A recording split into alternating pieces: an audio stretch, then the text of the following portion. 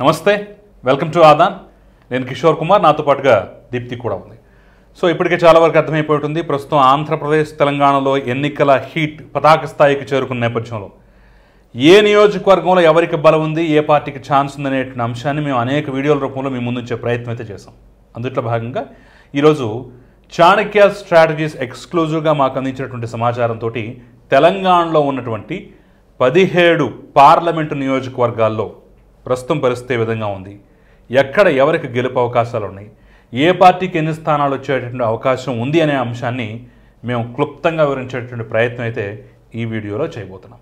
Right Deepti, so మనం తెలంగాణకు సంబంధించి మనం చూసినట్లయితే కీలకంగా 17 పార్లమెంటు నియోజకవర్గాల్లో మనకి ప్రధానంగా ఈరోజు ఎన్ని స్థానాలు ఎవరికి దక్కబోతున్నాయి అనేది మనకి ఒక అంచనాకైతే వచ్చేటువంటి అవకాశం ప్రస్తుతం మన దగ్గర ఉన్నటువంటి సర్వే ఆధారంగా ఉంది. అయితే మొత్తానికి 17లో ఒకటి తీసేస్తే ఎలాగో ఎంఐఎంకి రిజర్వ్ అనేటటువంటి ఫీలింగ్లో ఉన్నారు కాబట్టి మిగతా 16 దగ్గరే అసలు ఫైట్ అనేది అయితే మనకి చాలా క్లియర్గా అర్థమైంది. సో మనకి ఇచ్చినటువంటి రిపోర్ట్ ఆధారంగా పరిశీలించినట్లయితే ఇప్పుడు కూడా స్టిల్ హైదరాబాద్ స్థానం అనేది ఎంఐఎంకి రిజర్వ్ చేసేటటువంటి అవకాశమే కనిపిస్తోంది తప్ప పక్కకి వెళ్ళేటటువంటి ఛాన్స్ అయితే లేదనుకోవచ్చు కదా. ఎస్, మాధవీలత అక్కడ ప్రధానంగా బరిలో ఉన్నారు. సో కాంగ్రెస్ నుంచి ఇటు బీఆర్ఎస్ నుంచి ఎంఐఎం నుంచి అందరూ అన్ని పక్షాల నుంచి బరిలో ఉన్నా సరే ఫైట్ మాత్రం BJP versus MIM, Madhavi Latha versus Asaduddin Owaisi అన్నట్లుగానే అక్కడ పరిస్థితి ఉంది. అయితే అక్కడ ఏం జరగబోతుందంటే ఫస్ట్ హైదరాబాద్ స్థానంతో మనం మొదలుపెట్టే ప్రయత్నం చేద్దాం. సో మీరన్నట్టుగా మాధవీలత చాలా క్రేజ్ సంపాదించుకున్న ఒక రాజకీయ నాయకురాలని చెప్పాలి. ఇప్పుడున్న రాజకీయాల్లో ఎక్కడ చూసినా ఆమె గురించే మాట్లాడుకుంటున్నారు. కొంతమంది అనే మాట ఏంటంటే ఆమె ఓడినా కూడా గెలిచినట్టే అనే మాట కూడా వినిపిస్తోంది. కానీ అయితే ఆమె ఎంత ప్రచారాల్లో దూసుకుపోతున్నప్పటికీ కూడా అక్కడ సరైన ఆదరణ అయితే లభించడం లేదనేది వాస్తవం. ఈవెన్ చాణక్య స్ట్రాటజీస్ కూడా అదే చెప్తుంది. సో అసదుద్దీన్ ఓవైసీని కొట్టేవాళ్ళు ఇంకా రాలేదు అనేది మాత్రం ఈ ఎలక్షన్స్ తో కూడా మరోసారి తేటతెల్లం అవుతుంది అనేది చెప్పొచ్చు. సో కనీసం పోటీ ఇచ్చే పరిస్థితులు ఉన్నా అది కూడా లేదా? డెఫినెట్ గా పోటీ అయితే ఇస్తారు. అలాని అంటే గతంతో పోలిస్తే కొంచెం బెటర్, కానీ అలాని ఏదో సాధించేస్తారు అనే పరిస్థితులు అయితే అక్కడ లేదు. సో ఐఎస్ ఆవిడ మాత్రం ప్రచారాలు చాలా దూసుకుపోతున్నారు, బట్ సరైన ఆదరణ అయితే లభించడం లేదు అక్కడ.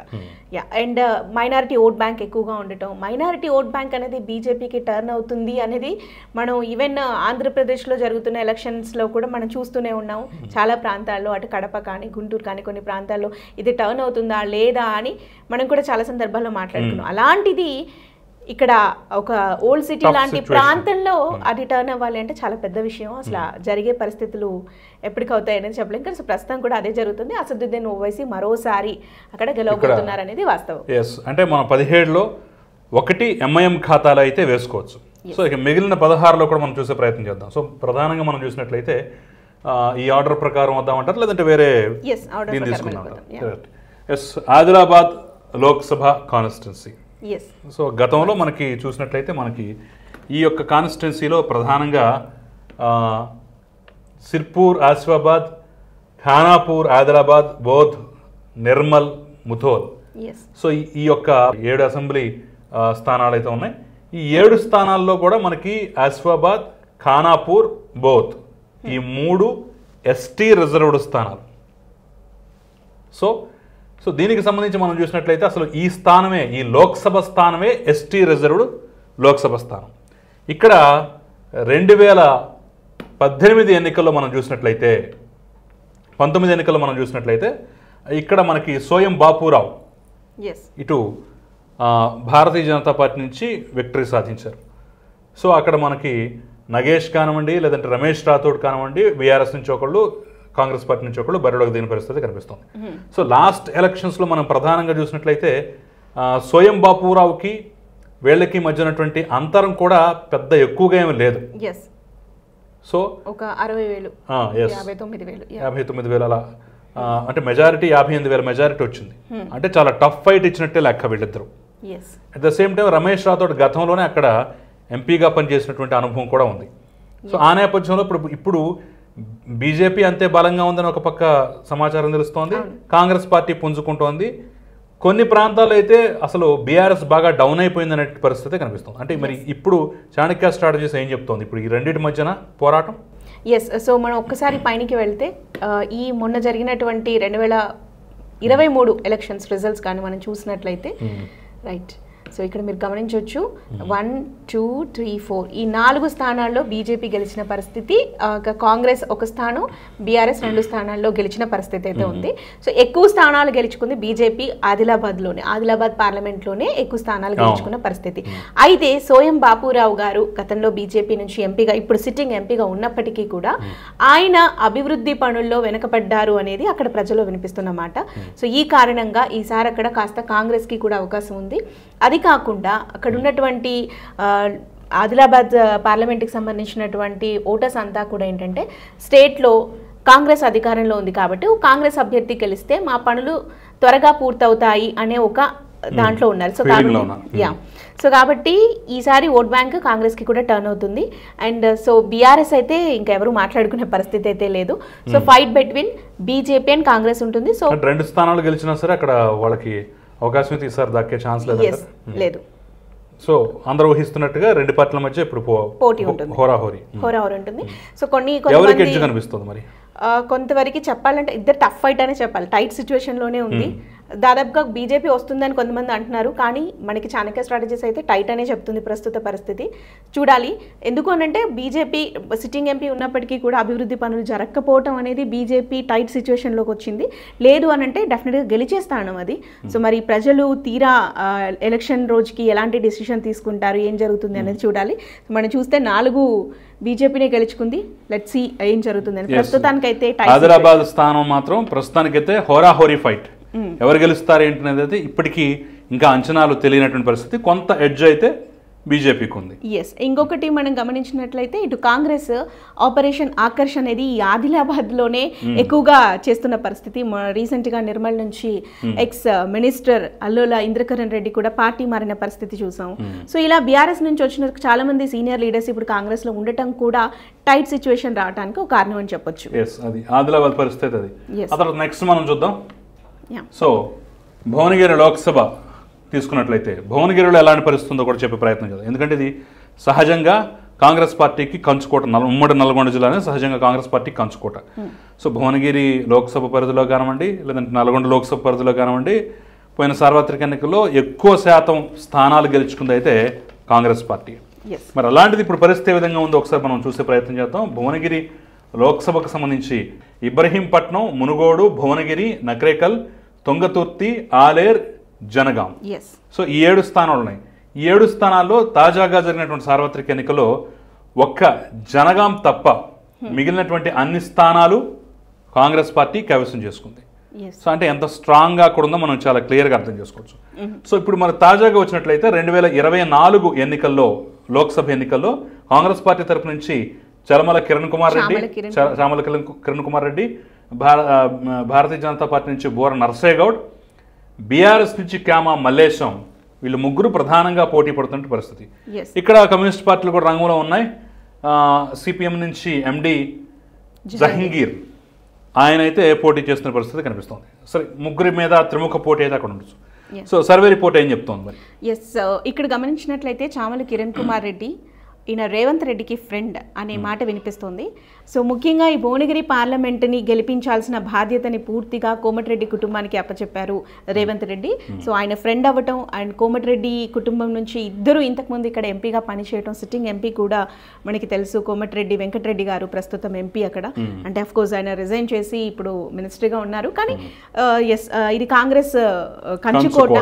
సో కాబట్టి కిరణ్ కుమార్ రెడ్డి గారికి ఎక్కువ అవకాశం ఉంది. అయితే ఇక్కడ విషయం మాట్లాడుకోవాల్సింది ఏంటంటే బూరా నర్సయ్య గౌడ్ వచ్చేసి ఇంతకు ముందు టీఆర్ఎస్ నుంచి ఎంపీగా చేశారు. సో ఆయనకి ఎక్స్పీరియన్స్ ఉంది, ఈ పార్లమెంటుతో మంచి అనుబంధం ఉంది. మనం కూడా ఆధార్ నుంచి సర్వే చేయడానికి భువనగిరి పార్లమెంట్ పరిధిలో తిరగటం జరిగింది. సో అర్బన్ ప్రాంతంలో అయితే డెఫినెట్గా బీజేపీ గురించి మాట్లాడుకుంటున్నారు, కానీ రూరల్ అంతా కూడా కాంగ్రెస్ గురించి మాట్లాడుకుంటున్నారు. ఎందుకు అనంటే ఇందాక చెప్పిన కారణమే. సో ప్రజెంట్ అధికారంలో కాంగ్రెస్ ఉంది కాబట్టి కాంగ్రెస్కే ఓటు వేస్తే మా పనులు త్వరగా పూర్తవుతాయి అనే ఒక రీజన్ తోటి రూరల్లో ఉన్నటువంటి ప్రతి ఒక్కరూ కూడా కాంగ్రెస్కే మొగ్గు చూపే పరిస్థితి ఉంది. ఇక బీఆర్ఎస్ గురించి అయితే నాకైతే పెద్దగా ఎవరు మాట్లాడిన పరిస్థితి కనిపించలేదు. సో మొత్తానికైతే ఇక్కడ కూడా కాంగ్రెస్ డెఫినెట్గా గెలుస్తుంది అనేది మన కిరణ్ కుమార్ రెడ్డికి అవకాశాలు అయితే భువనగిరి పార్లమెంట్లో ఎక్కువగా కనిపిస్తున్నాయి. ఎస్. ఆ తర్వాత నెక్స్ట్ మరొక నియోజకవర్గం చూద్దాం.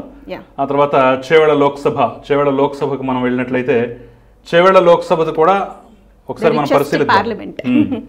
చేవెళ్ళ లోక్సభలో మహేశ్వరం, రాజేంద్రనగర్, షేర్లింగంపల్లి, చేవెళ్ళ, పరిగి, వికారాబాద్, తాండూర్ ఈ యొక్క 7 స్థానాలు అయితే ఇక్కడ ఉన్నాయి.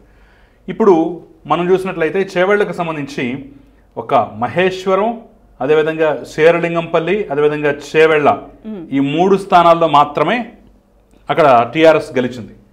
ఇక రాజేంద్రనగర్ కానివ్వండి, లేదంటే పరిగి కానివ్వండి, వికారాబాద్ కానివ్వండి, తాండూరు కానివ్వండి, వీటిలో మాత్రం కాంగ్రెస్ పార్టీ గెలిచినటువంటి పరిస్థితి కనిపిస్తోంది. అంటే 4 స్థానాలు కాంగ్రెస్కి, 3 స్థానాలు ఇప్పుడు బీఆర్ఎస్కి ఉన్నాయి.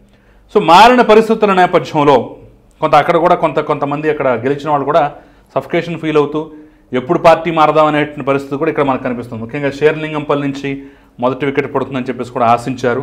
ఆ రకమైనటువంటి పరిస్థితి మనం చూడొచ్చు. మహేశ్వరం సబితా ఇంద్రారెడ్డి ఆవిడ కూడా అక్కడ ఉంటారా, మళ్ళీ సొంత గుడికి వస్తారనే డైలమాలు అయితే స్టిల్ కంటిన్యూ అవుతూ ఉంది.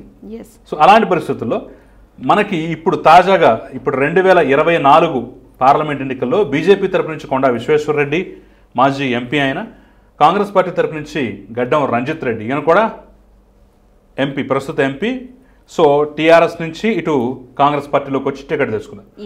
ఇక బీఆర్ఎస్ నుంచి కాసాని జ్ఞానేశ్వర్ ముదిరాజ్, ఈయన కూడా సామాజికంగా ముదిరాజ్ వర్గానికి సంబంధించి బలమైనటువంటి కీలకమైనటువంటి నేత. సో ఇక్కడ త్రిముఖ పోర్ అయితే చాలా స్పష్టంగా కనిపిస్తోంది. సో సర్వే రిపోర్ట్లు ఏం చెప్తున్నాయి? సర్వే రిపోర్ట్ ప్రకారం అయితే ఇక్కడ బీజేపీ వర్సెస్ కాంగ్రెస్ అనేది ఉంటుంది. అయితే ఇక్కడ కొంచెం మైనారిటీ ఓట్ బ్యాంక్ ఎక్కువ, అండ్ మీరు చూసినట్లయితే కాంగ్రెస్ ఎక్కువ స్థానాల్లో గెలుచుకున్న పరిస్థితి. ఈ కారణంగా కొత్త ఎడ్జ్ కాంగ్రెస్కే ఉన్న పరిస్థితి అయితే కనిపిస్తుంది. And same time Vishweshwar Reddy గారికి and of course Ranjith Reddy గారికి కూడా ఇద్దరికి ఇంతకుముందు పనిచేసిన ఎక్స్పీరియన్స్ ఉండటం, వీళ్ళిద్దరి మధ్య అయితే ప్రస్తుత పోటీ కనిపిస్తుంది. సో ఇక్కడ బీజేపీ వర్సెస్ కాంగ్రెస్, ఇది కూడా టైట్ సిచ్యువేషన్లో చాణక్య స్ట్రాటజీస్ అయితే చెప్పింది. ఓ కార్నర్లో కాంగ్రెస్కే గెలుపు అవకాశాలు ఉన్నాయి అనేది కూడా వినిపిస్తోంది. ఎందుకంటే కొంత మైనారిటీ ఓట్ బ్యాంక్ కూడా ఎక్కువగా ఉన్న పార్లమెంట్ నియోజకవర్గం కాబట్టి ఆ ఓట్ బ్యాంక్ డెఫినెట్గా బీజేపీకి వెళ్తుందా వెళ్ళదా అనేది మనకి అందరికీ తెలిసిందే. సో ఈ కారణంగా కూడా రంజిత్ రెడ్డికి కొంత ఎడ్జ్ ఉంది. సో బయటపడే ఛాన్సెస్ కాంగ్రెస్కే ఉంది అనేది వినిపిస్తోంది. సో చేవెళ్ల పార్లమెంట్ అయితే కొంత టైట్ పొజిషన్, బీజేపీ కాకుండా కొంత కాంగ్రెస్ పార్టీకి అయితే ఎడ్జ్ కనిపిస్తోంది అనేది ఇక్కడ తెలుస్తున్నటువంటి అంశం. అండ్ కొండకి అంటే వేవ్ ఉన్నప్పటికీ కూడా ఒకవేళ బీఆర్ఎస్ కానీ ఒక 1.5 ఆ పరిస్థితుల్లో కానీ ఓట్స్ సాధించుకుంది అని అంటే మాత్రం అప్పుడు బీజేపీ గెలిచే ఛాన్స్ ఉంటుంది. ఒకవేళ బీఆర్ఎస్ 2 లక్షల పైచీలకు ఓట్లు కానీ సాధించింది అంటే మాత్రం పక్కా కాంగ్రెస్ గెలిచే ప్రాంతం ఇది. అది ప్రస్తుతం కాసాని జ్ఞానేశ్వర్ ఎంత ఓట్లు తెచ్చుకుంటాడో ఆయన పర్సంటేజ్ ఏంటి అనేటటువంటి అంశం మీదే మిగతా కథ అంతా ఆధారపడింది. సో దీని టైట్ సిచ్యువేషన్ చాణక్య. ఇక నెక్స్ట్ మరో చూద్దాం. హైదరాబాద్ లోక్సభ ఆల్రెడీ మనం చెప్పుకున్నాం కాబట్టి ఇక కరీంనగర్ లోక్సభ స్థానం గురించి మాట్లాడుకునేటువంటి ప్రయత్నం చేద్దాం. సో కరీంనగర్లో ఒక పక్క కరీంనగర్, చొప్పదండి, వేములవాడ, సిరిసిల్ల, మానుకొండూరు, హుజూరాబాద్, హుస్నాబాద్, సో ఈ 7 స్థానాలు అసెంబ్లీ స్థానాలు ఉన్నాయి. ఒకసారి మనం చూసినట్లయితే తాజా లెక్కలు చూసినట్లయితే మనకి ఈ 7 కరీంనగర్ బీఆర్ఎస్ గెలిచింది. అదేవిధంగా సిరిసిల్ల కేటీఆర్ అక్కడ బీఆర్ఎస్ తరపు నుంచి గెలిచారు. హుజూరాబాద్ పాడి కౌశిక్ రెడ్డి బీఆర్ఎస్ తరపు నుంచి గెలిచారు. అంటే 3 బీఆర్ఎస్ గెలిస్తే 4 చోట్ల కాంగ్రెస్ పార్టీ గెలిచింది. అంటే ఇక్కడ ఈ యొక్క పార్లమెంటు పరిధిలో బీజేపీకి అక్కడ అవకాశం అనేది దొరకలేదు. సో ఆ నేపథ్యంలో ప్రస్తుతం 2024 ఎన్నికలకు సంబంధించి ఎవరెవరు పోటీ చేస్తున్నారని మనం చూసినట్లయితే బీజేపీ నుంచి ప్రస్తుత sitting MP Bandi Sanjay, Congress party నుంచి వెలిచెల రాజేంద్రరావు, బీఆర్ఎస్ నుంచి వినోద్ కుమార్. సో కీలకమైనటువంటి కాంబినేషన్ అయితే ఇది.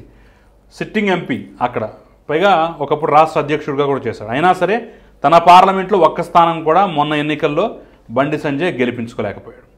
కానీ పార్లమెంట్ ఎన్నికలకు వచ్చేసరికల్లా పరిస్థితి విధంగా ఉందో చూసే ప్రయత్నం చేద్దాం. రైట్. సో మీరన్నట్టుగా ఒక్క సీటు కూడా గెలవనప్పటికీ కూడా గత ఎన్నికలు చూసినట్లయితే 2019లో పూర్తిగా బీఆర్ఎస్ కైవసం చేసుకున్న పార్లమెంట్ అది. పూర్తి అసెంబ్లీ సెగ్మెంట్స్ అన్ని కూడా బీఆర్ఎస్ కైవసం చేసుకున్నప్పటికీ కూడా, అంటే అప్పటి టీఆర్ఎస్ అయినా కూడా బీజేపీ గెలిచింది అక్కడ.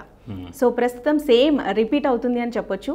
And same time Bandi Sanjay గారు మొన్న రీసెంట్గా జరిగినటువంటి అసెంబ్లీ ఎలక్షన్స్లో ఓడిపోయారనే సానుభూతి, అది కాకుండా ఒక బీసీ అయి ఉండి ఆయనకు వచ్చిన అధ్యక్ష పదవి పోయింది అనే మరో సానుభూతి, అండ్ అది కాకుండా తెలంగాణలో బీజేపీ గ్రాఫ్ పెరిగింది అని అంటే ఖచ్చితంగా అందరూ యాక్సెప్ట్ చేయాల్సిన విషయం ఏంటంటే అది కారణం బండి సంజయ్ అన్న విషయం.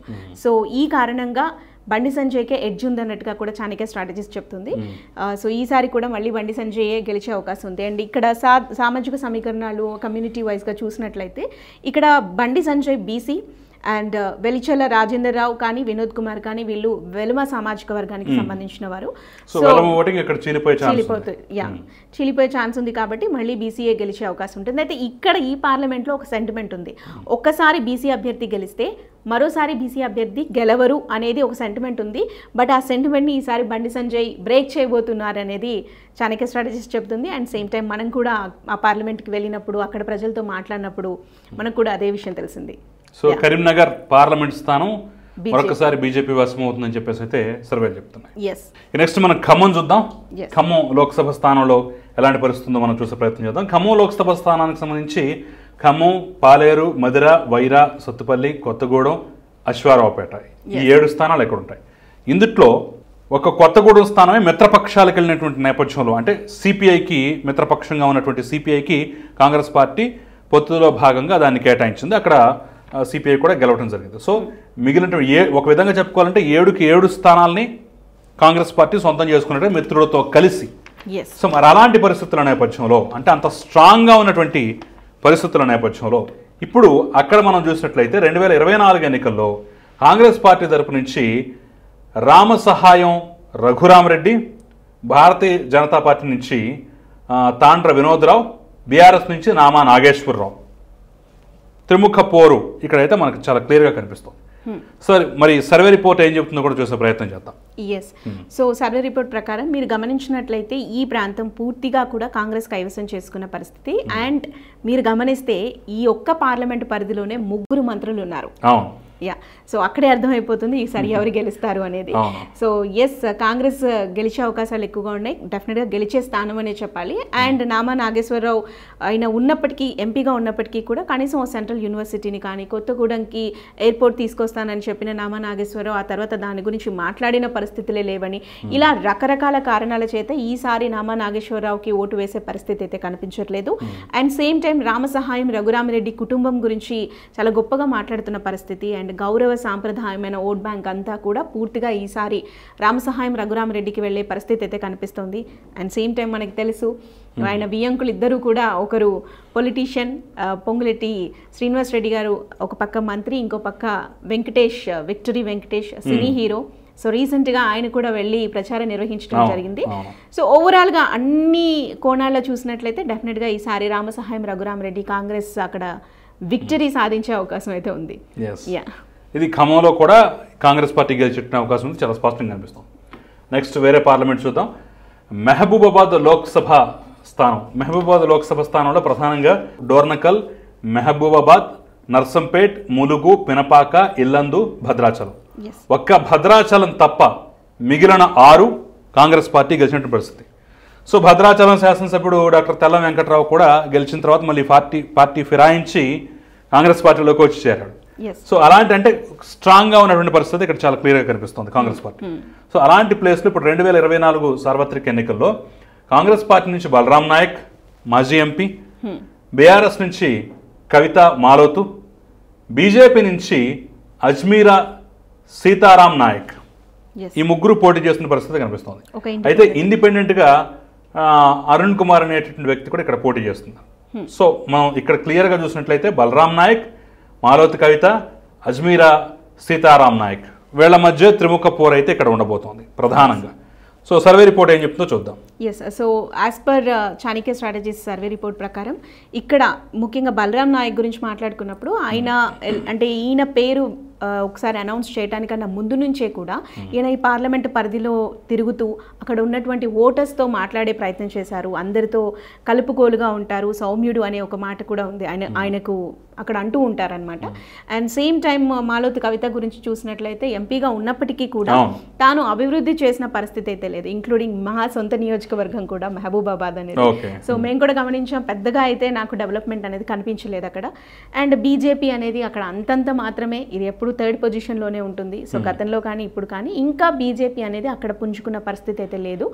సో అర్బన్ ఓటింగ్ కాస్త కూస్తో వస్తుంది తప్ప రూరల్ ఓటింగ్ పూర్తిగా కూడా ఈ రెండు పార్టీల మధ్య ఉంటుంది. అందులో ముఖ్యంగా బలరాం నాయక్ అయితే చాలా స్ట్రాంగ్గా ఉన్నారు, ఆయనే గెలిచే అవకాశాలు ఎక్కువగా ఉన్నాయి. ఈవెన్ మా సొంత పార్లమెంట్ కాబట్టి నేను కూడా తెలుసుకున్న దాని ప్రకారం బలరాం నాయక్ ఈసారి గెలుస్తారు అనే విషయం కూడా నాకు సంబంధించిన వాళ్ళ దగ్గర నుంచి కానీ అలాగే చాణక్య స్ట్రాటజీస్ కూడా అదే చెప్తుంది, బలరాం నాయక్ ఈసారి గెలుస్తారు. కాంగ్రెస్ పార్టీ మహబూబాబాద్ సొంతమయ్యే అవకాశం చాలా స్పష్టంగా ఉంది.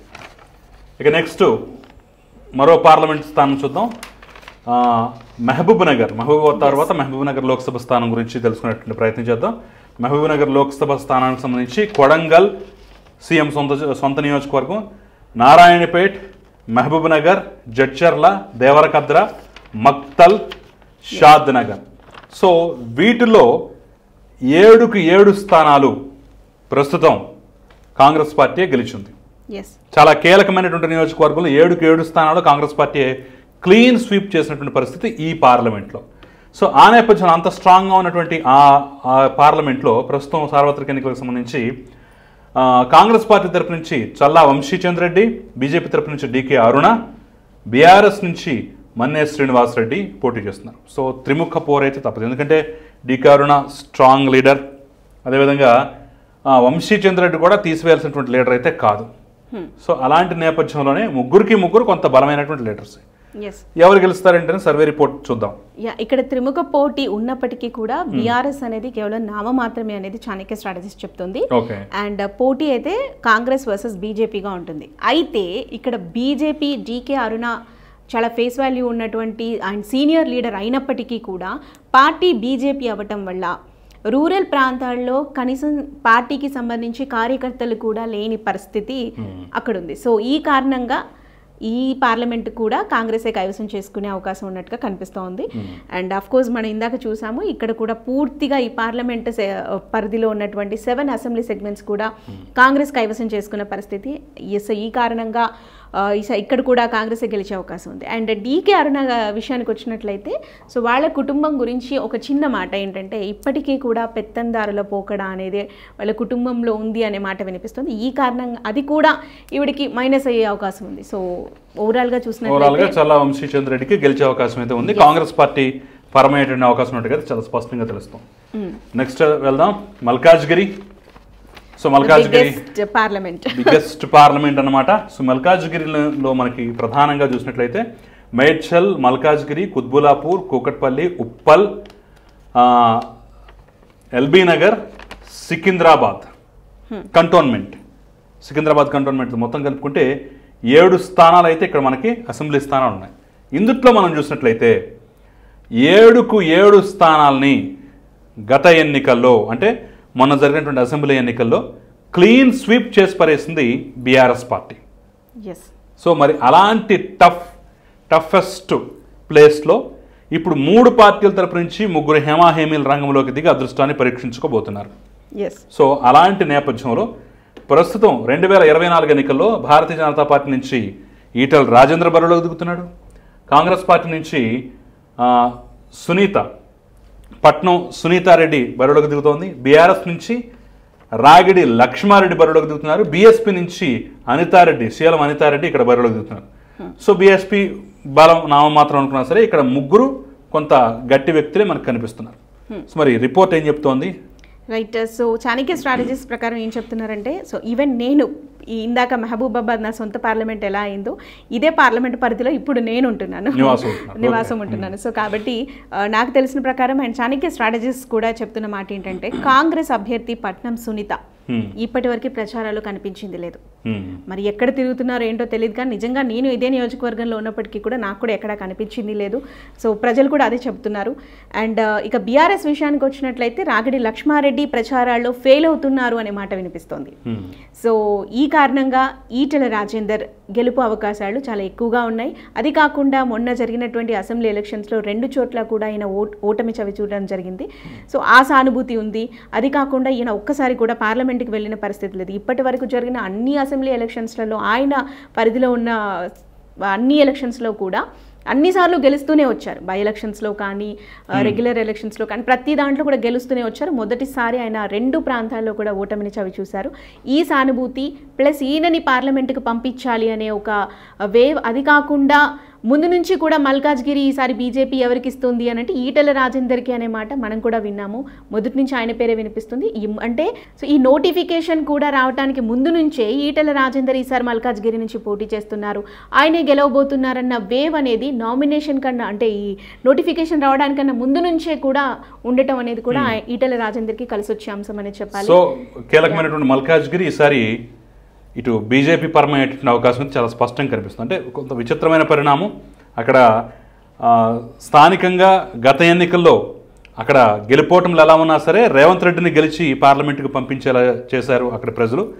ఆ తర్వాత మొన్న జరిగినటువంటి అసెంబ్లీ ఎన్నికల్లో టోటల్గా నియోజకవర్గం మొత్తాన్ని పూర్తిగా స్వీప్ చేసి పడేసినటువంటి పరిస్థితి బీఆర్ఎస్ కనిపిస్తోంది. కానీ పార్లమెంట్కి వచ్చేసరికల్లా ఈసారి మళ్ళీ ఈటెల రాజేందర్కి పట్టం కట్ట, అంటే ఒక పక్క కాంగ్రెస్, ఒక పక్క బీఆర్ఎస్, మరో పక్క బీజేపీకి కూడా అవకాశం కల్పిస్తోంది అక్కడి ప్రజానీకం అనమాట. చాలా విచిత్రమైన పరిస్థితి ఇక్కడ కనిపిస్తుంది. మీరు గత ఎన్నికల్లో రిజల్ట్స్ కూడా గమనించినట్లయితే 2014లో మల్లారెడ్డి గెలుపొందడం జరిగింది తెలుగుదేశం పార్టీ నుంచి, రేవంత్ రెడ్డి కాంగ్రెస్ నుంచి. ఇప్పటి వరకు బీఆర్ఎస్ అయితే ఇంకా ఖాతా తెరవని పరిస్థితి.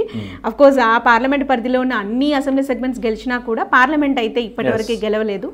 అండ్ మీరు ఇంకొకటి గమనిస్తే మల్లారెడ్డి 2014లో గెలిచారు, 19లో ఆయన మినిస్టర్ అయ్యారు. రేవంత్ రెడ్డి 19లో గెలిచారు, 23లో చీఫ్ మినిస్టర్ అయ్యారు. దీనికి స్పెషల్ ఇది కూడా ఉంది, సెంటిమెంట్ కూడా ఉంది. ఇక్కడ గెలిచిన వాళ్ళు ఖచ్చితంగా ఏదో సాధిస్తారు, ఏదో ఒక ఖచ్చితంగా అలాంటి పరిస్థితుల్లో మల్కాజ్గిరి బీజేపీ పరమయ్యేటువంటి అవకాశం ఉన్నట్టుగా రిపోర్ట్ చెప్తాం. చూడాలి మరి ఈ ఎఫెక్ట్ నెక్స్ట్ బీజేపీకి ఎలా ఉపయోగపడుతుంది. ఆ తర్వాత మెదక్ లోక్సభకు వద్దాం. మెదక్ కూడా చాలా కీలకమైనటువంటి ప్రాంతం, ముఖ్యంగా బీఆర్ఎస్కి కంచుకోట లాంటి జిల్లా కూడా మెదక్. అలాంటి ప్లేస్లో మెదక్ పార్లమెంటుకి సంబంధించి సిద్దిపేట, మెదక్, నర్సాపూర్, సంగారెడ్డి, పటాన్చెరు, దుబ్బాక, గజ్వేల్ ఈ 7 స్థానాలు ఉన్నాయి. ఇందులో ఒక్క మెదక్ తప్ప మిగిలినటువంటి అన్ని స్థానాల్లో అంటే 6 స్థానాల్లో బీఆర్ఎస్ గెలిచినటువంటి చరిత్ర అయితే మనం ఇక్కడ చూడొచ్చు. సో మరి అలాంటి కీలకమైనటువంటి మెదక్లో కేవలం 1 స్థానం మాత్రమే గెలిచినటువంటి కాంగ్రెస్ పార్టీ, అసలు ఖాతా కూడా తెరినటువంటి బీజేపీ, ఒక పక్క అత్యధిక స్థానాలు గెలిచినటువంటి బీఆర్ఎస్, ముగ్గురు పోటీ పడుతున్నారు కీలకంగా. సో మరి అందుట్లో బీఆర్ఎస్ నుంచి వెంకటరామరెడ్డి, కాంగ్రెస్ పార్టీ నుంచి నీలం మధు ముదిరాజ్, బీజేపీ తరపు నుంచి రఘునందన్ రావు దుబ్బాకలో ఓడిపోయిన తర్వాత ఆయన ఇక్కడ ఎంపీగా వచ్చేటటువంటి ప్రయత్నం చేస్తున్నారు, పోటీ చేస్తున్నారు. సో ఖచ్చితంగా త్రిముఖ పోరు అనుకోవచ్చు. సో మరి అలాంటి స్థానంలో రిజల్ట్ ఏ విధంగా ఉండే అవకాశం ఉందంటారు? రైట్. సో ముందుగా బీజేపీ గురించి మాట్లాడుకున్నట్లయితే రఘునందన్ రావు ఆయన దుబ్బాక ఎక్స్ ఎమ్మెల్యే. సో అయినప్పటికీ కూడా దుబ్బాకని డెవలప్ చేయలేదు అనే ఒక అపవాదం అయితే ఆయన తెచ్చుకున్నారు. ఈవెన్ మేము కూడా మనం ఆదాన్ నుంచి దుబ్బాకకి వెళ్ళినప్పుడు సీరియస్లీ చెప్తున్నాను, తెలంగాణలో ఎన్నో ప్రాంతాలు తిరిగాను, కానీ దుబ్బాకకి వెళ్ళిన తర్వాత ఎప్పుడెప్పుడు ఇక్కడి నుంచి బయటపడతామా అనే ఒక భయంకరమైన ఫీలింగ్ అయితే నాకు దుబ్బాకలో వచ్చింది. అసలు డెవలప్మెంట్ అనేది లేదు అనేది మనం స్వయంగా చూసాము, అక్కడి ప్రజలు కూడా చెప్తున్నారు. ఈవెన్ చాణక్య స్ట్రాటజీ కూడా అదే చెప్పింది. సో రఘునందన్ రావు ఆ విషయంలో ఫెయిల్ అయ్యారు కాబట్టి సో పార్లమెంట్లో గెలిపిస్తే మళ్ళీ ఏం జరుగుతుందో అనే ఒక భావనకైతే వచ్చేసారు ప్రజలు. ఇక నీలం మధు ముదిరాజ్ ఆయన గురించి తెలిసిందే, అధికారం కోసం పదవి కోసం ఆయన ఇప్పటికీ ఎన్ని పార్టీలు మారారు, ఏం జరిగింది అనేది తెలుసు. సొంత కమ్యూనిటీలోనే ముదిరాజ్ కమ్యూనిటీలోనే ఆయనని ఆహ్వానించలేని పరిస్థితి కనిపిస్తోంది. ముఖ్యంగా ఈ ప్రాంతంలో నర్సాపూర్ కానీ, అటు గజ్వేల్ కానీ, అటు సిద్దిపేట కానీ ఇవన్నీ కూడా బీఆర్ఎస్కి చాలా బలమైన నియోజకవర్గాలు. ఈ ప్రాంతాల్లో అయితే కనీసం ఆయనని రిసీవ్ చేసుకోలేని పరిస్థితి అయితే అక్కడ ఉంది. సో ఓవరాల్ గా వెంకటరామరెడ్డి మాజీ ఐఏఎస్ అధికారి, కలెక్టర్గా పనిచేసిన అనుభవం కూడా ఉంది. ఎస్. సో ఇక్కడ బీఆర్ఎస్కి అయితే ఛాన్స్ ఉందంటారా? ఎస్. అండ్ మోర్ ఓవర్ ఇక్కడ ఈ పార్లమెంట్ పరిధిలోనే గజ్వెల్ ఉండటం, కేసీఆర్ ఎక్స్ చీఫ్ మినిస్టర్ అయినటువంటి తన సొంత నియోజకవర్గం గజ్వెల్ ఉండటం, సిద్దిపేట ఉండటం, ఇవన్నీ కూడా ఈ ప్రాంతాల్లో పూర్తిగా ఓట్ బ్యాంక్ అంతా కూడా బీఆర్ఎస్కే వెళుతుంది అనేది ఖచ్చితంగా నమ్మాల్సిన నిజం అది. సో అటు సానుభూతి ఉంది, బీఆర్ఎస్ ఓడిపోయిందన్న సానుభూతి. సో ఆ ఓట్ బ్యాంక్ అంతా కూడా వెంకట్రామరెడ్డికి కలిసి వస్తుంది. అది కాకుండా మీరు చూసినట్లయితే పూర్తిగా బీఆర్ఎస్ కైవసం చేసుకుంది. అఫ్కోర్స్ ఇందాక మనం మల్కాజ్గిరి గురించి మాట్లాడుకున్నప్పటికీ కూడా ఈ ప్రాంతం వేరు, హైదరాబాద్ సిటీ వేరు. సో ఇక్కడ మాత్రం ఓట్ బ్యాంక్ అంతా కూడా పూర్తిగా బీఆర్ఎస్కి వెళ్తుంది. అండ్ బీఆర్ఎస్ గెలిచే ఏకైక స్థానం కూడా ఇది అని చెప్పవచ్చు. సో ఒక్క స్థానం మాత్రం బీఆర్ఎస్కి ఛాన్స్ ఉన్న నేపథ్యంలో అది మెదక్ పార్లమెంట్కి అయితే తెలుస్తోంది. చాణక్య స్ట్రాటజీ ఇచ్చినటువంటి సర్వే రిపోర్ట్ కూడా. సో ఆ తర్వాత నెక్స్ట్ మనం వద్దాం. నెక్స్ట్ నాగర్ కర్నూలు లోక్సభ స్థానం. నాగర్ కర్నూలు లోక్సభకు సంబంధించి మనం చూసినట్లయితే వనపర్తి, గద్వాల్, అలంపూర్, నాగర్ కర్నూల్, అచ్చంపేట్, కల్వకుర్తి, కొల్లాపూర్ ఈ యొక్క 7 అసెంబ్లీ నియోజకవర్గాలు ఈ పార్లమెంట్ పరిధిలో ఉంటాయి. సో మనం తాజా ఎన్నికల రిపోర్ట్ చూసినట్లయితే, అసెంబ్లీ ఎన్నికల రిపోర్ట్ చూసినట్లయితే మనకి బీఆర్ఎస్ పార్టీ గద్వాల్, అలంపూర్లో మాత్రమే గెలిచినట్టు పరిస్థితి కనిపిస్తుంది. వనపర్తి కానివ్వండి, నాగర్ కర్నూలు, అచ్చంపేట్, కల్వకుర్తి, కొల్లాపూర్ ఈ యొక్క 5 స్థానాల్లో కాంగ్రెస్ పార్టీ గెలిచి మంచి ఊపు మీద ఉన్నటువంటి పరిస్థితి కనిపిస్తుంది. సో ఇక్కడ బీజేపీ ఖాతా కూడా తెరవలేకపోయింది. అంటే 7 స్థానాల్లో 2 స్థానాలు బీఆర్ఎస్, మిగిలినటువంటి స్థానాలు మొత్తం కాంగ్రెస్ గెలిచినటువంటి పరిస్థితి చూసాం. దీంట్లో మనం 2024కు సంబంధించి చూసినట్లయితే కాంగ్రెస్ పార్టీ తరపు నుంచి మల్లు రవి ఇక్కడ పోటీ పడుతున్నారు. భారతీయ జనతా పార్టీ నుంచి పోతుగుంటి భరత్ పోటీ పడుతున్నారు.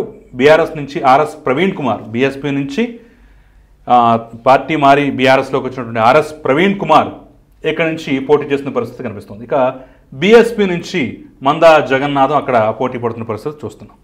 సో ఈయన కూడా మాజీ ఎంపీ అన్నమాట. అయినా సరే ఇక్కడ త్రిముఖ పోరే ప్రధానంగా కనిపిస్తుంది. సో రిపోర్ట్స్ ఏం చెప్తున్నాయో చూసే ప్రయత్నం చేద్దాం. చాణక్య స్ట్రాటజిస్ట్ చెప్తున్న దాని ప్రకారం అక్కడ ఆర్ఎస్ ప్రవీణ్ కుమార్ ఎవరైతే ఉన్నారో ఆయన ఇంతకుముందు కేసీఆర్ని ఏ విధంగా తిట్టారు, కేసీఆర్ పైన ఎలాంటి వ్యాఖ్యలు చేశారో మనం గమనించున్నాం. అంత తిట్టిన వ్యక్తి ఇప్పుడు సడన్గా పార్టీ మారి, అది కూడా ఏ పార్టీని అయితే తిట్టాడో అదే పార్టీలోకి వెళ్ళి ఆ పార్టీ నుంచి పోటీ చేయడం అనేది ఆయనకి పెద్ద మైనస్ అని చెప్పొచ్చు. సో ప్రతి ఒక్కరు ఇవన్నీ మనం సోషల్ మీడియాలో చూస్తున్నాం. కేవలం ఈ పార్లమెంట్ పరిధిలోనే కాదు, రాష్ట్రం మొత్తం కూడా ఇదే మాట్లాడుకుంటుంది. అసలు ఆయన ఎలా వెళ్తాడు ఆ పార్టీలోకి, అంత నెగిటివ్గా అంత వ్యతిరేకత చూపించిన వ్యక్తి ఎలా వెళ్తాడు అనేది ప్రస్తుతం వినిపిస్తుంది. ఈవెన్ ఆ పార్లమెంట్లో కూడా అదే పరిస్థితి ఉంది. కాబట్టి ఆర్ఎస్ ప్రవీణ్ కుమార్కి ఛాన్స్ లేదని చెప్పాలి. ఇక సేమ్ బీజేపీ పరిస్థితి, బీజేపీ ఖాతా తెరవని పరిస్థితి. అండ్ సేమ్ టైం ఈ పార్లమెంట్ పరిధిలో లోకల్లో అంటే రూరల్ ప్రాంతాల్లో కనీసం బీజేపీకి కార్యకర్తలు లేని పరిస్థితి. ఈ కారణంగా కూడా బీజేపీ కూడా వెనకంజలోనే ఉంది. ఇక మల్లు రవి సౌమ్యుడు, మంచి వ్యక్తి, ప్రజలకు ఎప్పుడు అందుబాటులో ఉండే వ్యక్తి అనేది ఆయన పైన ఎక్కువగా వినిపిస్తున్నమాట. సో కాబట్టి ఈ పార్లమెంటు కూడా కాంగ్రెసే కైవసం చేసుకునే అవకాశాలు ఎక్కువగా ఉన్నాయి. చాణక్య స్ట్రాటజీస్ కూడా కాంగ్రెసే గెలుస్తుంది అనే మాట అయితే చెప్పింది. సో నాగర్ కర్నూలు కూడా కాంగ్రెస్ పార్టీ వశమైనటువంటి అవకాశం అయితే చాలా స్పష్టంగా కనిపిస్తుంది. అండ్ ఈ ప్రాంతంలో కూడా దాదాపు బీఆర్ఎస్ లీడర్స్ అంతా కూడా ఇప్పుడు కాంగ్రెస్లోకి వెళ్తున్న పరిస్థితి. నెక్స్ట్ చూద్దాం. నాగర్ కర్నూలు తర్వాత మనకి ప్రధానంగా చూసుకోవాల్సినటువంటి నల్గొండ లోక్సభ. నల్గొండ లోక్సభ కూడా కంచుకోట, ఆ జిల్లానే కంచుకోట కాంగ్రెస్ పార్టీకి. అక్కడ మనం చూసినట్లయితే దేవరకొండ, నాగార్జున సాగర్, మిర్యాలగూడ, హుజూర్ నగర్, కోదాడ, సూర్యాపేట, నల్గొండ ఈ 7 స్థానాలు అక్కడ ప్రధానంగా అసెంబ్లీ స్థానాలు అన్నమాట. ఒక్క సూర్యాపేట తప్ప మిగిలిన 6 స్థానాల్లోనూ కాంగ్రెస్ పార్టీ జయకేతన ఎగరవేసిన పరిస్థితి మొన్న అసెంబ్లీ ఎన్నికలో జరిగింది. మరి అలాంటి నియోజకవర్గంలో, అలాంటి పార్లమెంటు పరిధిలో ఉన్నటువంటి ఈ నియోజకవర్గాల పరిస్థితి చూసిన తర్వాత ఇక్కడ పార్లమెంట్ వరకు వచ్చినట్లయితే మనకి కాంగ్రెస్ పార్టీ దగ్గర నుంచి రఘువీర్ రెడ్డి ఆయన పోటీ చేస్తున్నారు. భారతీయ జనతా పార్టీ నుంచి సానంపూడి సైదిరెడ్డి, బీఆర్ఎస్ నుంచి కంచర్ల కృష్ణారెడ్డి పోటీ చేస్తున్న పరిస్థితి కనిపిస్తుంది. సో మనకి సైదిరెడ్డి గతంలో ఆయన ఎమ్మెల్యేగా పనిచేసినటువంటి అనుభవం ఉంది. సో ఇప్పుడు మారిన సమీకరణాల నేపథ్యంలో ఆయన్ని తీసుకెళ్లి హుజూర్ నగర్ నుంచి ఇక్కడ పార్లమెంటుకు సీట్ ఇచ్చి మరీ ఇక్కడ సాగనిపిన పరిస్థితి మనం చూస్తున్నాం చాలా క్లియర్గా. సో ఈ నేపథ్యంలో ఈ త్రిముఖ పోరున్నటువంటి పరిస్థితుల్లో ఇక్కడ ప్రధానంగా రిపోర్ట్లు ఏం చెప్తున్నాయి? సో ఇక్కడ మీరు గమనించినట్లయితే బీఆర్ఎస్ కేవలం ఒక్క స్థానంలోనే గెలిచింది. దాదాపు అది కూడా కాంగ్రెసే కైవసం చేసుకుంటుంది అనుకున్నప్పటికీ కూడా కేవలం ఈ ఒక్క స్థానంలోనే గెలిచిన పరిస్థితి. సో బీఆర్ఎస్కి అయితే ఇక్కడ ఆ ఛాన్సే లేదు ఈసారి. అండ్ నెక్స్ట్ బీజేపీ విషయానికి వచ్చినట్లయితే సైదిరెడ్డి ఎమ్మెల్యేగా ఉన్నప్పుడు కొన్ని అక్రమాలు చేశారని, స్కామ్స్ చేశారని చెప్పేసి ఆయన పైన ఒక అపవాదం అయితే ఉంది. ఆరోపణలా నిజమా కాదా అనే విషయం మనకి పక్కన పెట్టేస్తే ఈ ఆరోపణల కారణంగా సో సైదిరెడ్డికి కూడా అవకాశం అయితే లేదు. అండ్ మోర్ ఓవర్ బీజేపీ అసలు నల్గొండ ప్రాంతంలో బీజేపీ అనే విషయాన్ని మనం మాట్లాడుకోవాల్సిన పని కూడా లేదు. సో అక్కడ కూడా కార్యకర్తలు లేని పరిస్థితి. అండ్ రీసెంట్గా కోమటిరెడ్డి బ్రదర్స్లోంచి రాజగోపాల్ రెడ్డి బై ఎలక్షన్స్లో వెళ్ళినప్పటికీ కూడా ఓటమిని చవి చూశారు. అంత స్ట్రాంగెస్ట్ లీడర్, కుటుంబ పరంగా మంచి ఆదరణ ఉన్నప్పటికీ కూడా ఓటమిని చవి చూశారంటే బీజేపీ పరిస్థితి నల్గొండలో ఏ విధంగా ఉందో మనం అంచనా వేయొచ్చు. So right. సో ఇంకా నెక్స్ట్ రఘువీర్ రెడ్డి కుందూరు, జానారెడ్డి గారు అబ్బాయి. సో వీళ్ళిద్దరు అబ్బాయిలు, ఒక అతను ఆల్రెడీ ఎమ్మెల్యేగా ఉన్నారు ప్రస్తుతానికి, Nagarjuna Sagar MLA. So next రఘువీర్ రెడ్డి ఎంపీగా పోటీ చేస్తున్నారు. అండ్ ఈయన గెలుపు బాధ్యతలో ఒక పక్క ఈయన తండ్రి జానారెడ్డి గారి పైన ఉంటే ఇంకో పక్క ఉత్తమ్ కుటుంబం పైన కూడా ఉంది. ఉత్తమ్ కుమార్ రెడ్డి, ఆయన సతీమణి పద్మ గారు కూడా పూర్తి ప్రచారాల్లో నిమగ్నమైపోయి ఉన్నారు. ఈయన గెలిపే లక్ష్యంగా ముందుకు వెళుతున్న పరిస్థితి కనిపిస్తోంది. సో ఇక్కడ కూడా కాంగ్రెసే డెఫినెట్గా గెలిచే ఛాన్స్ ఉంది. అండ్ చాణక్య స్ట్రాటజీస్ కూడా రఘువీర్ రెడ్డి గెలుపొందబోతున్నారు అంటూ కూడా చెప్తున్న పరిస్థితి. సో కంచుకోట లాంటి నల్గొండలో కూడా ఈసారి కాంగ్రెస్ జెండా ఎగరటం ఖాయమన్నట్టుగా రిపోర్ట్స్ చెప్తున్నాయి. సో ఆ తర్వాత మరి కీలకమైనటువంటి స్థానం నిజామాబాద్ లోక్సభ, ఆసక్తిగా ఎదురు చూసినటువంటి స్థానం ఇది. అందరూ అక్కడ మారిన సమీకరణాల నేపథ్యంలో ఎలాంటి మార్పులు చేతులు ఉంటాయో చూద్దాం. నిజామాబాద్కి వచ్చేసరికల్లా Armoor, Bodhan, Nizamabad urban, rural, Balkonda, Koratla, Jagtial. So ఈ 7 స్థానాలు అయితే ఈ యొక్క పార్లమెంటు పరిధిలో ఉన్నాయి, అసెంబ్లీ స్థానాలు. తాజాగా ఎన్నికల రిపోర్ట్ మనం చూసినట్లయితే ఆర్మూర్, అదేవిధంగా నిజామాబాద్ అర్బన్ ఈ యొక్క 2 స్థానాలు మాత్రం భారతీయ జనతా పార్టీ గెలవటం జరిగింది. ఆ తర్వాత బాల్కొండ, కోరట్ల, జగిత్యాల ఈ 3 స్థానాలు బీఆర్ఎస్ గెలవటం జరిగింది. బోధన్, నిజామాబాద్ రూరల్ మాత్రమే కాంగ్రెస్ పార్టీ గెలవటం జరిగిందనమాట. అంటే బీజేపీకి 2 సీట్లు, కాంగ్రెస్ పార్టీకి 2 సీట్లు, బీఆర్ఎస్కి 3 సీట్లు ఇచ్చినటువంటి పార్లమెంటు. అంటే ముగ్గురికి బలం ఉన్నటువంటి చాలా కీలకమైనటువంటి నియోజకవర్గంగా, పార్లమెంటుగా చెప్పుకునేటటువంటి అవకాశం అయితే చాలా స్పష్టంగా ఇక్కడ మనకి కనిపిస్తోంది. అంటే లాస్ట్ ఎన్నికల్లో చూసినట్లయితే కాస్త ఎక్కువ బలం టీఆర్ఎస్కు దక్కిన పరిస్థితి మనం చూడొచ్చు. ఆ నేపథ్యంలోనే ఇప్పుడు తాజాగా 2024 ఎన్నికల్లో, పార్లమెంట్ ఎన్నికల్లో బీజేపీ తరపు నుంచి sitting MP Dharmapuri Arvind, Congress party నుంచి సీనియర్ నేత జీవన్ రెడ్డి, బీఆర్ఎస్ నుంచి బాజిరెడ్డి గోవర్ధన్, ఈయన కూడా చాలా సీనియర్ నేత అనమాట. వీళ్ళ ముగ్గురు హేమాహేమీల్ లాంటి ముగ్గురు పోటీ చేస్తున్న పరిస్థితి కనిపిస్తుంది. ఒకవేళ ఈ యొక్క అరెస్టు అనేది లేకుండా ఉన్నట్లయితే బహుశా బీఆర్ఎస్లో బాజిరెడ్డి గోవర్ధన్ రెడ్డి ప్లేస్లో కవిత దిగినా ఆశ్చర్యపోవాల్సినటువంటి అవసరం అయితే లేదు. బట్ ఆవిడ జైలుకి వెళ్ళటం కానీ ఆ పరిణామాలు మనం చూసాం కాబట్టి ఆ ఛాన్స్ అయితే ఇక్కడ లేకుండా పోయింది. అయినా సరే కీలకమైనటువంటి వ్యక్తిని పెట్టింది. సో మరి రిపోర్ట్ ఏం చెప్తుంది ఇక్కడ? రైట్. ఇక్కడ మీరు గమనించినట్లయితే రీసెంట్గా 23లో జరిగినటువంటి ఎలక్షన్స్లో ఈ ముగ్గురు కూడా ఎమ్మెల్యేలుగా పోటీ చేయడం జరిగింది. ఓటమిని చవి చూడటం కూడా జరిగింది ఈ ముగ్గురు కూడా. అండ్ ఈ ఇద్దరు పూర్తిగా సీనియర్ లీడర్స్. జీవన్ రెడ్డి 6 సార్లు ఎమ్మెల్యేగా అండ్ ప్రస్తుతం ఎమ్మెల్సీగా ఉన్నారు. అండ్ గోవర్ధన్ వచ్చేసి 4 సార్లు ఎమ్మెల్యేగా చేసిన ఎక్స్పీరియన్స్ ఉంది. సో అయితే గమనించినట్లయితే ఇక్కడ బీఆర్ఎస్ పరిస్థితి పూర్తిగా చచ్చుబడిపోయిందనే చెప్పాలి. సో నెక్స్ట్ కాంగ్రెస్ జీవన్ రెడ్డి సానుభూతి లేదు డెఫినెట్గా. ఎందుకు అనంటే ఒక ఉమెన్ అయ్యుండి ఇలాంటి కేసులో ఇరుక్కోవడం ఏంటి అనే ప్రశ్నలు తలెత్తుతున్నాయే తప్ప సో ఆ సానుభూతి అయితే కనిపించింది అయితే లేదు. ఈవెన్ చాణక్య స్ట్రాటజీ కూడా అదే చెప్పింది. సో మనకి రైట్. సో బీఆర్ఎస్ అనేది నామమాత్రం మాత్రమే. So next Congress versus BJP అనేది ఇక్కడ ఉంటుంది. అయితే ధర్మపురి అరవింద్ గురించి మనం ప్రత్యేకంగా మాట్లాడుకోవాలి. సో మనము గత 5 సంవత్సరాల నుంచి ఆయన ప్రత్యర్థులకు వేస్తున్న కౌంటర్స్ కానీ, కవితకి అండ్ ధర్మపురి అరవింద్కి మధ్య జరుగుతున్న వార్ కానీ ఇవన్నీ మనం గమనిస్తూనే ఉన్నాం. ఒక సెలబ్రిటీ హోదా అయితే ధర్మపురి అరవింద్కి వచ్చేసింది. అండ్ ఇది కాకుండా రీసెంట్గా అమిత్ షా పర్యటనలో భాగంగా పసుపు బోర్డుని నిజామాబాద్లోనే పెడుతున్నాము. దీనంతటికీ కారణం ధర్మపురి అరవింద్. ఆయన చొరవతోనే ఇది జరుగుతుంది అనేది అమిత్ షా చెప్పటం అనేది ఆయనకి బాగా కలిసి వచ్చిన అంశం అనే చెప్పాలి. So and Jeevan Reddy senior leader అయినప్పటికీ కూడా అండ్ గత ఎన్నికల్లో కూడా ఆయన పోటీ చేసినప్పుడు ఇది నా చివరి ఎలక్షన్స్ అని చెప్పుకున్నారు.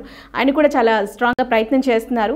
బట్ అయినప్పటికీ కూడా ఇక్కడ బీజేపీకి అవకాశం ఎక్కువగా ఉంది. ధర్మపురి అరవిందే గెలిచే అవకాశాలు ఎక్కువగా ఉన్నాయి. సేమ్ టైం మనకి చాణక్య స్ట్రాటజీస్ అదే చెప్తుంది. అండ్ ధర్మపురి అరవింద్ గెలిస్తే ఏదైతే పసుపు బోర్డు గురించి నిజామాబాద్ ప్రజలు ఎంత ఆతృతగా ఎదురు చూస్తున్నారో ఆయన గెలిస్తే అది వచ్చి తీరుతుంది అనేది అక్కడి ప్రాంత రైతులు ముఖ్యంగా ఆశాభావం వ్యక్తం చేస్తున్న పరిస్థితి. సో కాబట్టి ఆయనకే ఎక్కువ అవకాశాలు ఉన్నాయి. నిజామాబాద్ కూడా ఇటు బీజేపీ ఖాతాలో పడే అవకాశం అయితే చాలా పుష్కలంగా ఉన్నట్టుగైతే తెలుస్తుంది. నెక్స్ట్ చూద్దాం పెద్దపల్లి లోక్సభ స్థానం. పెద్దపల్లి లోక్సభ స్థానంలో చెన్నూరు, బెల్లంపల్లి, మంచిర్యాల్, ధర్మపురి, రామగుండం, మంథని, పెద్దపల్లి ఈ 7 అసెంబ్లీ స్థానాలు దీని పరిధిలో ఉంటాయి. తాజాగా అసెంబ్లీ రిపోర్ట్ చూసినట్లయితే, అసెంబ్లీ ఎన్నికల రిపోర్ట్ చూసినట్లయితే 7కి 7 స్థానాలు కాంగ్రెస్ పార్టీ కైవసం చేసుకోవడం జరిగింది. సో చాలా స్ట్రాంగ్గా ఉన్నటువంటి కాంగ్రెస్ పార్టీ చాలా స్ట్రాంగ్గా ఉన్నటువంటి పార్లమెంట్ స్థానంగా మనం దీన్ని చెప్పుకోవచ్చు అనమాట. సో ఇక్కడ గమనిస్తే ఒకే కుటుంబం నుంచి ఇద్దరు, అవును, గడ్డం వివేక్ వెంకటస్వామి, గడ్డం వినోద్ కుమార్, ఒకళ్ళు చెన్నూరు నుంచి, ఒకళ్ళు బెల్లంపల్లి నుంచి పోటీ చేసి గెలిచారు. 2 ఎస్సీ రిజర్వ్డ్ కాన్స్టిట్యున్సీస్. సో ఇది కూడా అంటే పార్లమెంట్ కూడా ఎస్సీ రిజర్వ్డే. ఇక్కడ బీఆర్ఎస్ పార్టీ నుంచి కొప్పుల ఈశ్వర్ మాజీ మంత్రి, కాంగ్రెస్ పార్టీ నుంచి గడ్డం వంశీకృష్ణ అదే ఫ్యామిలీకి సంబంధించినటువంటి వాళ్ళు, అదేవిధంగా భారతీయ జనతా పార్టీ నుంచి గోమా శ్రీనివాస్ పోటీ చేస్తున్న పరిస్థితి కనిపిస్తుంది. సో ఇక్కడ రిపోర్ట్ ఏంటి? చాణక్య స్ట్రాటజీ సర్వే ప్రకారం ఇక్కడ రిపోర్ట్ ఏంటంటే బీజేపీకి సేమ్ సిచ్యువేషన్. ఇక్కడ బీజేపీ గెలిచిన దాఖలాలు లేవు. అండ్ రీసెంట్ జరిగిన ఎలక్షన్స్ లో కూడా పెద్దగా సో ఓట్ బ్యాంక్ కూడా చాలా తక్కువగా ఉన్న లోక్సభ నియోజకవర్గం ఇది. సో బీజేపీకి అయితే అవకాశమే లేదు పూర్తిగా. ఇక బీఆర్ఎస్ కాంగ్రెస్ గురించి చూసినట్లయితే మీరు అన్నట్టు కొప్పుల ఈశ్వర్ ఎక్స్ మినిస్టర్, ఆయనకి ఎక్స్పీరియన్స్ ఉంది, మినిస్ట్రీ పనిచేసిన ఎక్స్పీరియన్స్ ఉంది. అయితే మీరు గమనించినట్లయితే మనం స్టార్టింగ్లోనే గడ్డం వివేక్ గారి అబ్బాయే వంశీకృష్ణ అనమాట.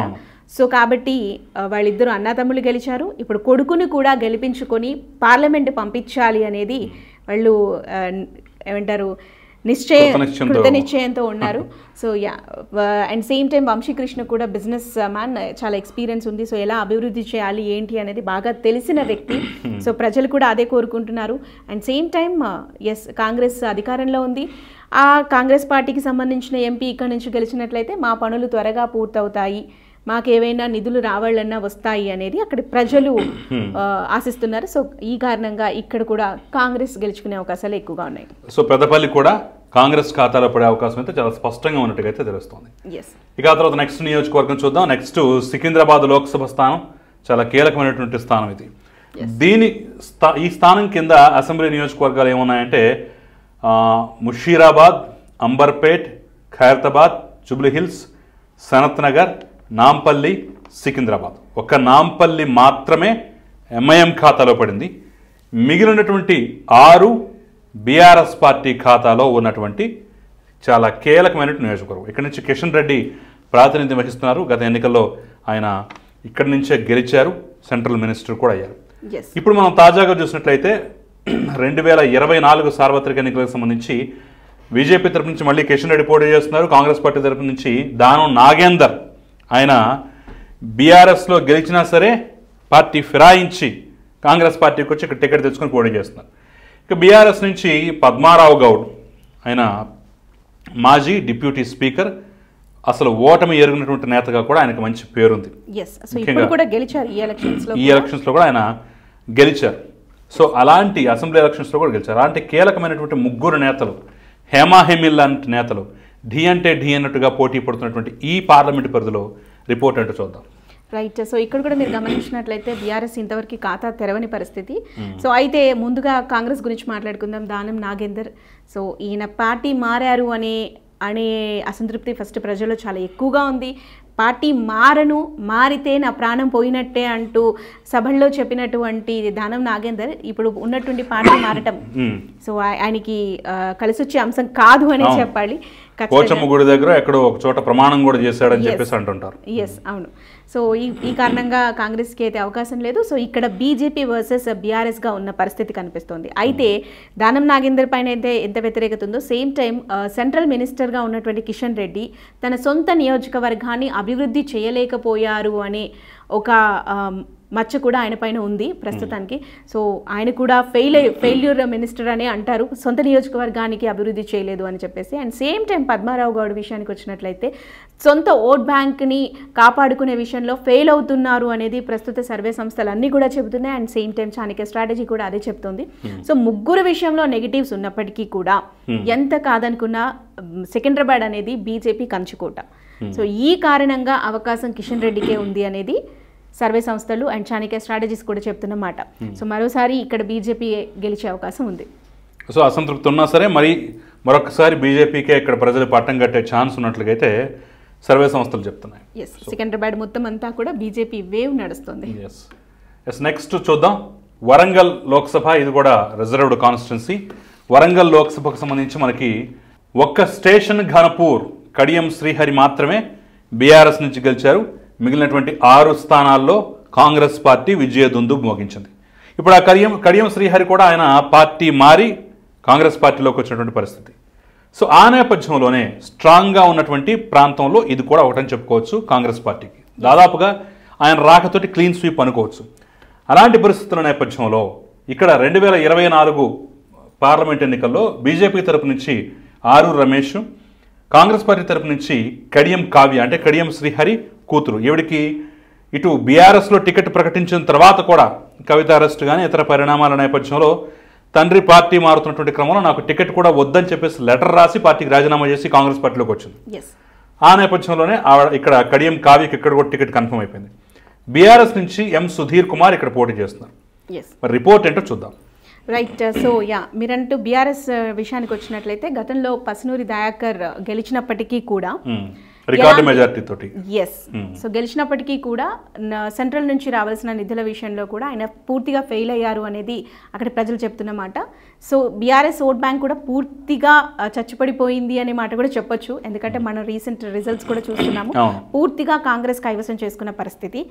మీరన్నట్టు స్టేషన్ గన్పూర్ కాకపోయినప్పటికీ కూడా ఆయన కూడా ఇప్పుడు పార్టీ మారటంతో ఆ ఓట్ బ్యాంక్ అంతా కూడా కాంగ్రెస్ కి టర్న్ అయిన పరిస్థితి.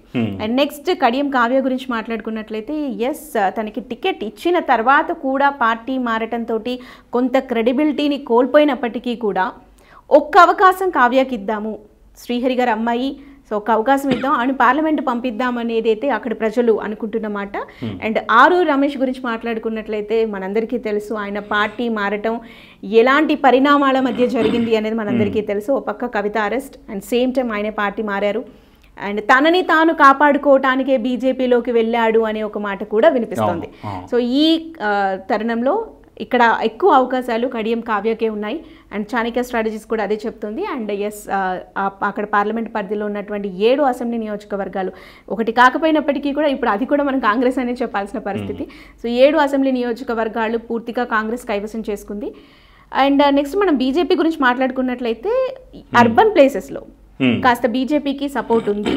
సో ఆరూరు రమేష్కి కొంత పోటీ ఇచ్చేది అంటే బీజేపీ నేనే చెప్పాలి. సో అర్బన్ ప్రాంతాల్లో మాత్రమే బీజేపీకి ఓట్ బ్యాంక్ ఉంది, మిగతా అన్ని రూరల్ ప్రాంతాలన్నీ కూడా పూర్తిగా కాంగ్రెస్కి అవకాశం ఉంది. కాబట్టి ఇక్కడి నుంచి కడియం కావ్యానే గెలుపొందే అవకాశాలు ఎక్కువగా ఉన్నాయి.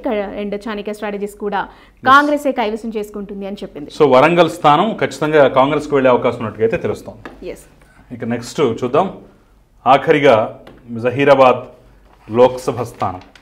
జహీరాబాద్ పార్లమెంట్ స్థానానికి సంబంధించి జూకల్, అదేవిధంగా బాన్సువాడ, ఎల్లారెడ్డి, కామారెడ్డి, నారాయణ్ ఖేడ్, ఆందోల్, జహీరాబాద్. సో ఈ 7 అసెంబ్లీ స్థానాలు పార్లమెంట్ పరిధిలో ఉంటాయి. తాజా ఎన్నికలకు సంబంధించి టీఆర్ఎస్ పార్టీ బాన్సువాడ అదేవిధంగా జహీరాబాద్లో బోనీ చేసినటువంటి పరిస్థితి. ఇక ఇక్కడ బీజేపీ కామారెడ్డిలో కేవీ రమణారెడ్డి ఆయన ఒక పక్క కేసీఆర్ని, మరో పక్క రేవంత్ రెడ్డిని ఇద్దరిని ఓడించి మరీ కేవీ రమణారెడ్డి గెలుపొందినటువంటి చరిత్ర అయితే మనకి అక్కడ కనిపిస్తుంది. అంటే ఆ యొక్క పార్లమెంట్లీ ఒక్క స్థానంలో మాత్రమే ఇక్కడ ఖాతా తెరిచిన పరిస్థితి కనిపిస్తుంది. ఇక ఆ తర్వాత జోకల్ కానివ్వండి, అదేవిధంగా ఎల్లారెడ్డి కానివ్వండి, నారాయణ ఖేడ్ కానివ్వండి, ఆందోళన కానివ్వండి, ఈ యొక్క 4 ప్లేసుల్లో బలంగా కాంగ్రెస్ పార్టీ ఉంది, గెలిచింది. అంటే ఉన్నటువంటి 7 4 చోట్ల కాంగ్రెస్ గెలిచింది, 2 చోట్ల బీఆర్ఎస్ గెలిచింది, 1 చోట మాత్రమే బీజేపీ గెలిచినటువంటి పరిస్థితి ఇక్కడ క్లియర్గా చూడొచ్చు. అంటే కొంత మిక్స్డ్ రిజల్ట్ అనేది ఇక్కడ వచ్చింది.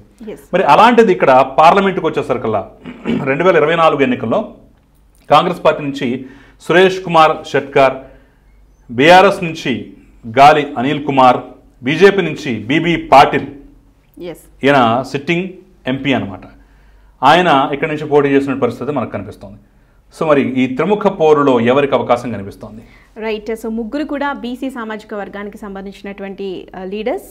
అండ్ మనం చూసినట్లయితే బీజేపీ నుంచి పోటీ చేస్తున్న బీబీ పాటిల్ గతంలో తెలంగాణ రాష్ట్ర సమితి టీఆర్ఎస్ నుంచి పోటీ చేసి గెలుపొందడం జరిగింది. ప్రస్తుత సిట్టింగ్ ఎంపీ కూడా, ఆయన పార్టీ మారి ఇప్పుడు బీజేపీ నుంచి పోటీ చేస్తున్నారు. సో బీజేపీకి ఈ పార్లమెంట్ ఇన్ఛార్జ్గా కూడా ఇందాక మీరు చాలా గొప్పగా చెప్పినటువంటి కె వెంకటరమణారెడ్డి గారే ఇక్కడ ఇన్ఛార్జ్గా ఉన్నారు. సో ఈయన గెలుపు కోసం ఆయన చాలా కష్టపడుతున్న పరిస్థితి. కానీ ఈయన పార్టీ మారటం అండ్ ఈయన ఎంపీగా ఉన్నప్పుడు పెద్దగా అభివృద్ధి పనులు చేయలేదు అనే అపవాదం ఆయన మీద ఉండటం అనేది ఈయన ఓటమి చవి చూస్తారేమో అని ఒక మాట అయితే చెప్పవచ్చు. రైట్. సో నెక్స్ట్ గాలి అనిల్ కుమార్. సో గాలి అనిల్ కుమార్ బీఆర్ఎస్ తరపు నుంచి కూడా ఇక్కడ అసలు పూర్తిగా బీఆర్ఎస్ అనేది మర్చిపోయిన పరిస్థితి. అండ్ నెక్స్ట్ కాంగ్రెస్ విషయానికి వచ్చినట్లయితే సురేష్ కుమార్ షెట్కర్. సో ఈయన ఇంతకుముందు ఎంపీగా పనిచేశారు 2009లో. రైట్, 2009లో ఎంపీగా పనిచేశారు కాంగ్రెస్ నుంచే. ఆయన సౌమ్యుడు, చాలా మంచి వ్యక్తి. ఆ సమయంలో ఆయన చాలా అభివృద్ధి పనులు చేశారు. మొదటిసారి ఈ పార్లమెంట్ ఏర్పడిన తర్వాత వచ్చిన ఎలక్షన్స్లో మొదటి ఎంపీ. అండ్ ఈ నియోజకవర్గాన్ని చాలా డెవలప్ చేశారు. కాబట్టి ఈయన గెలిస్తే మరింత అభివృద్ధి చెందుతుంది అనేది అక్కడి ప్రాంత ప్రజలు అనుకుంటున్నారు. రైట్. మనం సో చెప్పుకున్నట్లయితే కాస్త కాంగ్రెస్ వర్సెస్ బీజేపీ ఉన్నప్పటికీ కూడా సో బీజేపీ గెలుపుకి కేవలం యూత్ మాత్రమే ప్రయత్నం చేస్తున్నారు. అర్బన్ ప్రాంతాల్లో మాత్రమే బీజేపీకి సపోర్ట్ ఉంది. మిగతా రూరల్ ఎవ్రీథింగ్ అన్ని ప్రాంతాల్లో అండ్ ఈ ముఖ్యంగా నియోజకవర్గాల్లో కాంగ్రెస్ ఎక్కువగా కైవసం చేసుకున్న నేపథ్యంలో ఈసారి ఇక్కడ కూడా కాంగ్రెస్ పార్టీ జెండా ఎగరేట అవకాశం అయితే చాణక్య స్ట్రాటజీస్ కూడా అది చెప్తుంది. సో మొత్తానికి జహీరాబాద్ కూడా కాంగ్రెస్ పార్టీ పరమైనటువంటి అవకాశం ఉన్నట్లయితే మనం క్లియర్గా చెప్పొచ్చు. సో ఒక్కసారి ఫైనల్గా చూద్దాం. ఫైనల్గా మనం చూసినట్లయితే ఒక్కొక్కటి మనం చెప్పుకుంటూ పోయేటటువంటి పరిస్థితి ఉంటుంది. ఒకసారి మనం ఆదిలాబాద్ చూసినట్లయితే టఫ్ ఫైట్ కనిపిస్తోంది. భువనగిరి లోక్సభ కాన్స్టిట్యున్సీ కాంగ్రెస్ పార్టీకి అవకాశం కనిపిస్తోంది. చేవెళ్ల లోక్సభ బీజేపీకి అవకాశం కనిపిస్తుంది కొంత, కానీ టఫ్ ఫైట్ అక్కడైతే చాలా క్లియర్గా చూడొచ్చు. హైదరాబాద్ ఎంఐఎం బీజేపీ అంత ప్రయత్నించిన ఈసారి అక్కడ వశమయ్యేటటువంటి అవకాశం అయితే కనిపించలేదు. ఆ తర్వాత కరీంనగర్ లోక్సభ స్థానం తీసుకున్నట్లయితే బీజేపీకి అవకాశం ఉంది. ఖమ్మం కాంగ్రెస్ పార్టీకి అవకాశం ఉంది. మహబూబాబాద్ కాంగ్రెస్ పార్టీ, మహబూబ్ నగర్ కూడా కాంగ్రెస్ పార్టీయే. మల్కాజ్గిరికి ఇక్కడ బీజేపీకి అవకాశం కనిపిస్తోంది ఈటెల రాజేందర్కి. అదేవిధంగా మెదక్ లోక్సభ ఇది ఒక్కటి మాత్రమే ఇక్కడ టోటల్ తెలంగాణలో బీఆర్ఎస్ గెలిచేటటువంటి స్థానంగా కూడా చెప్పుకుంటున్న పరిస్థితి మనం చూడొచ్చు. ఆ తర్వాత నాగర్ కర్నూలు లోక్సభ ఇది కూడా కాంగ్రెస్ పార్టీ పరంగా కాబోతోంది. నల్గొండ కాంగ్రెస్, నిజామాబాద్ బీజేపీకి దక్కేట అవకాశం ఉంది. ఇక పెద్దపల్లి కాంగ్రెస్ పార్టీకి వచ్చేట అవకాశం, అదేవిధంగా సికింద్రాబాద్ బీజేపీకి వచ్చే అవకాశం, వరంగల్, జహీరాబాద్ రెండు కూడా కాంగ్రెస్ పార్టీకి వచ్చేట అవకాశం అయితే చాలా స్పష్టంగా ఉంది. సో మొత్తం 17 స్థానాల్లో ఒకటి హైదరాబాద్ లోక్సభ స్థానం ఎంఐఎంకు పోగా మిగిలినటువంటి 16 స్థానాల్లో ఒకటి బీఆర్ఎస్ కైవసం చేసుకుంటుంది మెదక్. సో నెక్స్ట్ మిగతా 15 స్థానాల్లో 4 నుంచి 5 బీజేపీకి అవకాశం ఉంది. 10 నుంచి 11 కాంగ్రెస్కి అవకాశం ఉన్నట్లుగా చాణక్య స్ట్రాటజీస్ సర్వే సంస్థ మనకి తేల్చి చెప్పడం జరిగింది. 10 నుంచి 11 వరకు కాంగ్రెస్ పార్టీకి, 4 నుంచి 5 వరకు బీజేపీకి, కేవలం 1 స్థానంలో మాత్రమే బీఆర్ఎస్, 1 స్థానంలో ఎలాగో ఎంఐఎం గెలిచేట అవకాశం ఉన్నట్లుగా చాలా స్పష్టంగా చాణక్య స్ట్రాటజీస్ తెలియజేస్తుంది. ఇది ఓవరాల్గా టోటల్గా మనం ఇటు తెలంగాణకు సంబంధించినటువంటి పార్లమెంటు స్థానాల యొక్క సర్వే రిపోర్ట్. సో మీరు కూడా చూసారు కదా, మీ పార్లమెంట్ డెఫినెట్గా ఉండే ఉంటుంది. మీ పార్లమెంట్లో ఎవరు గెలుస్తారు అనుకుంటున్నారు? మీ ఒపీనియన్ ఏంటో మాకు కామెంట్ రూపంలో తెలియజేయండి.